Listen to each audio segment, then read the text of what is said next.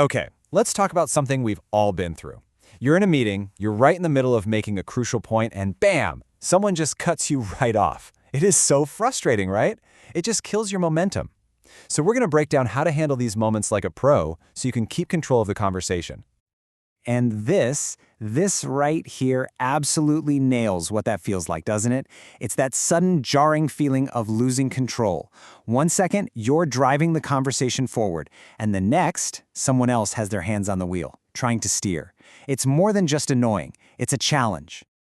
And here's the thing, if you don't have a game plan for when that happens, you're going to end up in a ditch fast. Your point gets totally lost, your momentum is gone, and suddenly the meeting is heading in a completely different direction. The stakes are actually pretty high. This is where we need to get a little more strategic. See, most people have just one way of reacting. Maybe you back down, or maybe you get a little too aggressive. But that's a mistake, because not all interruptions are created equal. And if the interruptions are different, well, our responses should be too. In fact, it turns out you can pretty much sort every interrupter into one of 3 main buckets.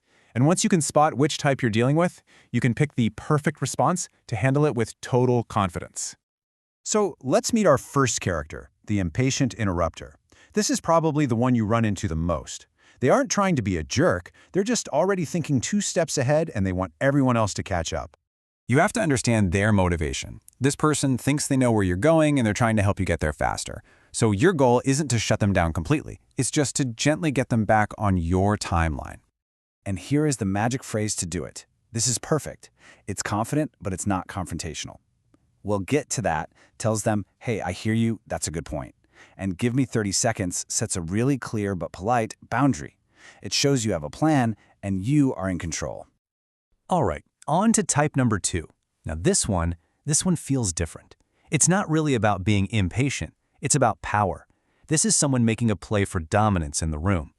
When this happens, you have got to see it for what it is. It's a test. They're testing your resolve. And if you just let it slide, you're basically telling them and everyone else watching that it's okay for them to take the floor from you. This one requires a much firmer hand. And this is it. 4 simple words. That's all you need. Notice what's not there. There's no, I'm sorry, but. There's no, excuse me. You just say it calmly, you make eye contact, and then you go right back to your point. It's clean, it's sharp, and it reclaims your space without starting a huge fight. And that brings us to our third and final type. You know, this person is usually the least malicious of the bunch. Their interruptions aren't really about you at all. They're just a side effect of how their brain works.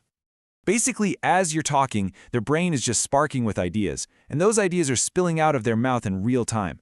They're not trying to steal the show, they're just thinking out loud. So your response should acknowledge them, but keep the focus on you. This one is just brilliant because it's so collaborative. Hold that thought makes them feel heard and valued, and then it might connect to where I'm going, very cleverly brings the spotlight right back to what you were saying. You've brought them in, but you've kept the steering wheel. So let's just recap the toolkit real quick. For the impatient one, you reassure them. We'll get to that. For the authority tester, you stand your ground. I wasn't finished. And for the out loud thinker, you include and redirect. Hold that thought.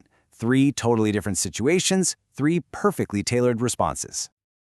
The big idea here is that you're not just saying words, you're sending a very specific signal. To one person, you're signaling, I'm in control. To another, you're signaling, you will not push me over. And to the third, you're signaling, I'm a collaborative leader. You're reading the situation and responding with precision. And at the end of the day, this is what it all boils down to. This is the one powerful thing that unites all 3 strategies. No matter which words you choose, you're doing the same fundamental thing. You are protecting your space. You're making it clear that your voice matters and it deserves to be heard. So, I want to leave you with one last thought, a really powerful way to reframe this whole thing. This is an idea that can totally change how you see these moments from now on. Just think about that for a second. An interruption isn't just an annoyance you have to suffer through. It is a teachable moment. It's a chance, right then and there, to show people the level of respect you expect.